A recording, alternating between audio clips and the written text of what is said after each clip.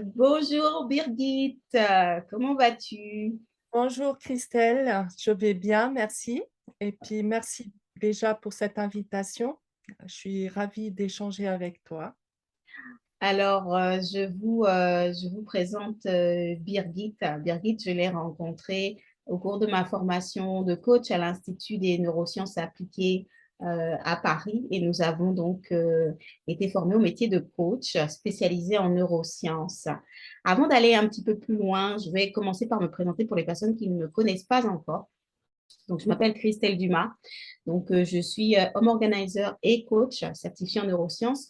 J'accompagne mes clients en fait sur tout ce qui concerne l'organisation pour pouvoir avoir un quotidien beaucoup plus fluide, beaucoup plus serein. Parce qu'en fait, ce qui me motive, c'est que pour moi, toutes les femmes devraient avoir accès à l'organisation parce que l'organisation, c'est la vie. Et on a certes le privilège de donner vie en tant que femme, mais ce serait aussi important que nous, femmes, nous prenions le temps de vivre. Vivre pour nous afin de pouvoir être à notre juste place pour pouvoir aider les autres. Et donc, en parlant d'aider les autres, voilà, Birgit, présente-toi, tu le feras mieux que moi. Donc, qui es-tu? Alors, qui je suis dans mes différentes postures identitaires? En fait, je suis déjà une maman, je suis une femme, je suis une conjointe, je suis également, j'étais pendant 35 ans employée et aujourd'hui je suis indépendante. Donc ça, c'est pour, expliquer un petit peu toutes les postures ou les rôles que j'endosse. Pendant 17 ans, j'ai également endossé le rôle de parent proche aidant. Alors on parle de parents aidants, parents proches aidants. J'habite, dans la frontière franco-suisse, c'est-à-dire à 17 kilomètres de Genève, mais en France. Et ce qui fait que j'ai donc travaillé pendant à peu près 30 ans dans une grande entreprise audiovisuelle où je m'occupais principalement de la partie organisation et mise en place des missions que nous produisions. Et en 2021, c'est-à-dire l'année dernière, j'ai souhaité changer de cap parce que l'habit que j'endossais en tant qu'employée était trop serré pour moi et j'avais besoin de donner du sens suite à mon accompagnement que j'ai effectué auprès de mon fils pendant 17 ans. Ah, ok, d'accord. J'ai Donc, cinq... tu as, Oui, tu as accompagné ton fils, donc tu étais parent aidant, c'est ça ton histoire? exactement. Donc, à l'époque, je ne savais pas que ça existait, ce rôle de parent aidant. Et c'est vrai que ces dernières années, on a mis l'accent sur ce rôle qui peut-être jusqu'à présent était plus, comment dire, euh, enfin, qui était un peu caché ou qui était cumulé avec un autre rôle. Je m'explique un peu plus clairement, c'est-à-dire que quand on parle de proche aidance, on pense automatiquement à accompagner nos aînés. Mhm. Et en fait, moi, avec l'expérience que j'ai eue, j'ai pu voir en fait qu'il y a très peu d'écrits dans ce rôle en tant que maman ou papa ou parent, tout simplement, d'accompagner son enfant lorsqu'il est atteint d'une maladie chronique ou en tout cas ayant besoin de soins longue durée. Probablement, c'est dû au fait qu'on mélange ou on pense que le rôle de maman inclut ce rôle-là, mais en fait, c'est pour ça que j'ai commencé dans ma présentation, ce rôle, ces différentes postures identitaires que nous avons de manière consciente ou inconsciente et qui se juxtaposent et qui expliquent aussi ce besoin d'énergie qu'on a pour accompagner notamment son enfant. Ok, d'accord. Mais j'ai l'impression que en étant parent aidant, donc lorsque c'est notre enfant qui a cette maladie très longue Oui, à, euh, Voilà, lorsqu'il a une maladie qui dure sur plusieurs mois, voire sur plusieurs années, il y a quelque chose qui est essentiel en plus du fait J'en voilà, doute d'être un peu. parent aidant. Mais ce serait quoi? Qu'est-ce qui est essentiel selon Alors, toi? pour moi, il y a trois piliers, hein. C'est la gestion émotionnelle, parce qu'elle est très fluctuante d'un jour à l'autre lorsqu'on accompagne son enfant. Le premier jour ou le jour même, ça peut être des bonnes nouvelles et le lendemain, il y a un imprévu et la santé se dégrade. Donc, c'est de surfer un petit peu dans cet ascenseur émotionnel. Le deuxième pilier, c'est l'énergie, parce qu'on entre dans un train, on prend un train, mais on ne connaît pas la destination et effectivement, ben, on doit tenir sur la durée et c'est ça qui est difficile à gérer et à anticiper parce qu'on ne sait pas de quoi est fait le lendemain. Et le dernier, c'est le soutien. Le soutien, c'est déjà bien identifié au niveau de la proche aidance.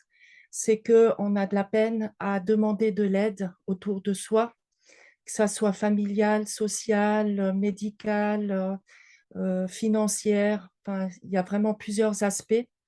Et j'ai vraiment identifié ces trois piliers qui sont chapeautés par l'état d'esprit. Comment avoir un état d'esprit qui peut influer et insuffler l'état d'esprit de son enfant dans la durée, parce qu'on a des moments où justement on a du découragement, de la tristesse, de la colère, aussi des moments de gaieté, bien sûr, heureusement. Mais c'est vraiment de gérer tous ces trois piliers qui sont interreliés et qui permettent de rester attentif et d'être dans une posture plutôt anticipative. Ok, d'accord. Donc, ces trois piliers, donc tu disais la gestion émotionnelle, le fait d'oser demander de l'aide, parce que l'aide existe, mais voilà, ce serait plus un frein qu'on se le mettrait soi-même, et aussi l'énergie. Mais tu as commencé à dire quelque chose sur l'état d'esprit. Tu veux dire par là qu'on se limiterait d'une certaine manière? Alors justement, donc les neurosciences me passionnent et je continue à me former et justement l'état d'esprit conditionne en fait par le biais de nos pensées, notre réalité. Et si on peut justement travailler sur cet état d'esprit, ça va aussi influencer notre réalité et mieux, appréhender en fait ce processus qui peut être très long. Ok, ça peut avoir un lien avec l'enfant aussi? Ça peut avoir un lien avec l'enfant parce que c'est le principe de l'avion lorsqu'on a de la pressurisation, c'est qu'il faut d'abord se mettre le masque avant de donner le masque à son proche. Et pour l'enfant, les parents sont ses piliers. Et si le parent vacille, eh bien lui, il va aussi être un petit peu déstabilisé. Donc il compte énormément sur les parents. Raison pour laquelle il faut qu'on soit vraiment un pilier pour que l'enfant puisse y puiser son énergie aussi. Ok, d'accord. Donc, en fait, on est tous liés, quoi. C'est mon état d'esprit va engendrer les résultats et ça va aussi influer sur ben, l'état d'esprit de l'enfant et du coup, bah, ça a aussi un impact sur sa santé. Donc, si je comprends bien, en travaillant sur mon énergie, ma gestion émotionnelle et en osant demander de l'aide, Exact j'arrive d'une certaine manière à supporter, à aider cet enfant. exactement. Donc pour l'avoir vécu moi-même, 3 mois avant le décès de mon fils, en fait, il m'a exprimé qu'il pensait pas s'en sortir et moi-même, j'étais vraiment, à l'énergie zéro et je n'ai pas réussi. Alors je dis pas que c'est que de mon fait, hein, bien sûr, parce que dans tout ce monde, de proches aidants, de parents, il y a aussi beaucoup de culpabilité qu'il faut travailler parce que justement, on pense souvent qu'on est fautif et si j'avais eu ces clés à l'époque où mon fils m'a, justement, manifesté ce fort découragement, j'aurais peut-être pu aider un peu plus, quoi. Et du coup, lui, il aurait pu s'aider aussi.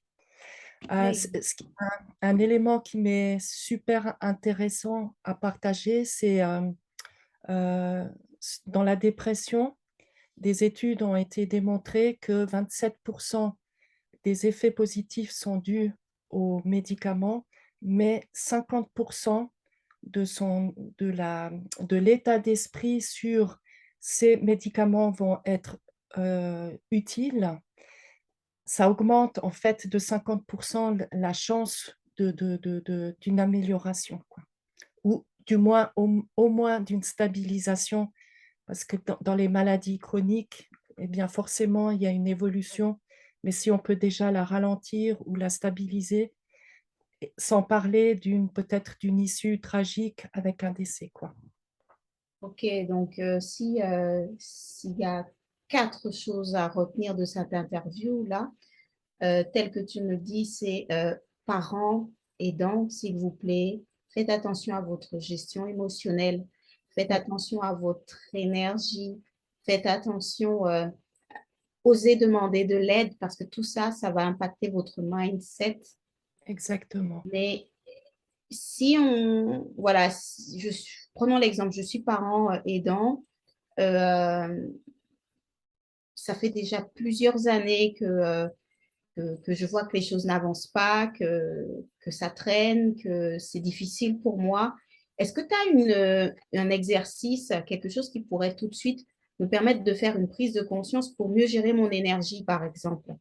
Alors justement, j'ai repris la gestion des cuillères qui a été fait, enfin qui avait été élaborée par Christine Meserandino, qui est auteure et blogueuse et qui est atteinte d'une maladie chronique.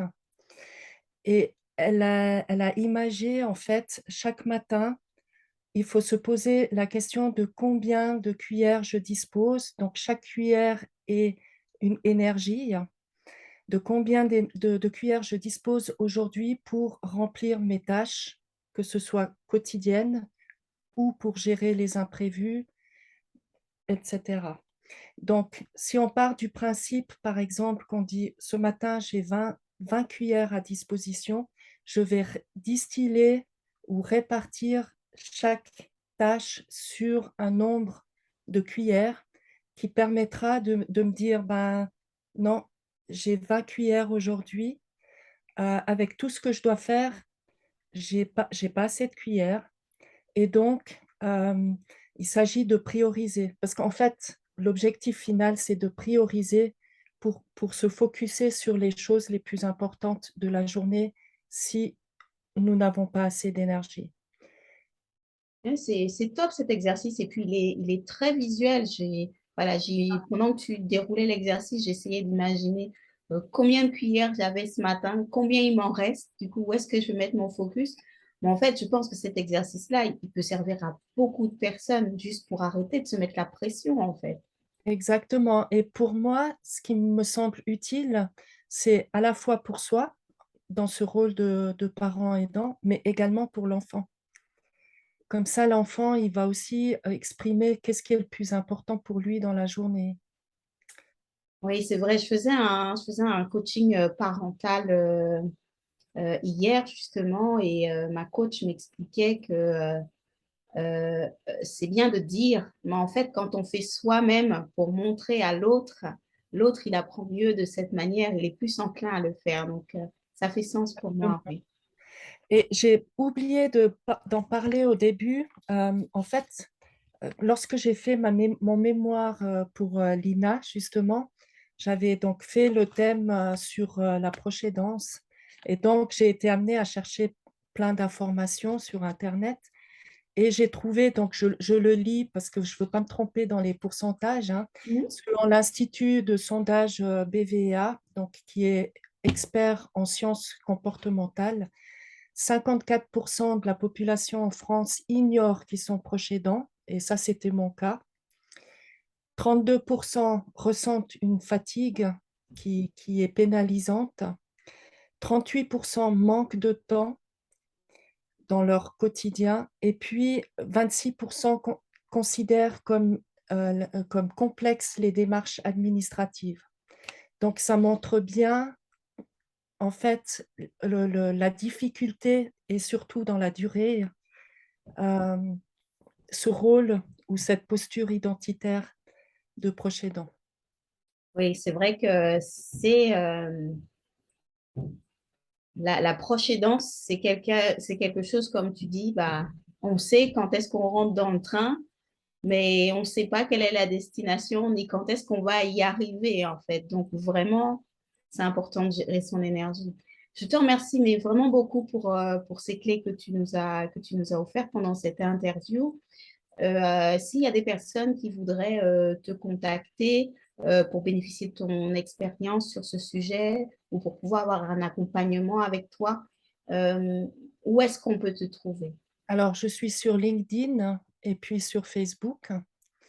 Et parallèle à ça, j'ai omis d'en parler, mais je souhaite aussi créer ou m'associer dans une association pour justement accompagner les maladies chroniques. Et ce que j'aimerais également dire, c'est qu'il n'y a pas seulement les maladies chroniques, mais il y a un handicap. Il y a aussi un accident qui peut générer plusieurs mois à l'hôpital, un séjour à l'hôpital. Donc, c'est un tout. Et ce que j'ai, à travers cette association, je souhaiterais vraiment euh, être plutôt dans un rôle transversal. Parce que lorsqu'on regarde sur Internet, on a pour le diabète, pour le cancer, et on est chaque fois dans une filière. Et je souhaiterais plutôt englober la problématique globale de ce rôle de proche aidant. Top, top, Voilà. top. Donc, je vais mettre tes coordonnées en lien Ouais, dans la description de la vidéo. Comme ça, les personnes qui ont besoin de soutien ou d'accompagnement sur ce sujet pourront plus facilement te contacter et puis ils seront tenus à jour de ton actualité sur tes réseaux. Je te remercie encore une fois. Et merci à toi, puis, Christelle. la vie est faite d'expériences. Voilà. Exactement, exactement. Ben, Merci. je vous dis à une prochaine et puis ben, à très bientôt, Birgit. À bientôt. Bye. Bye bye.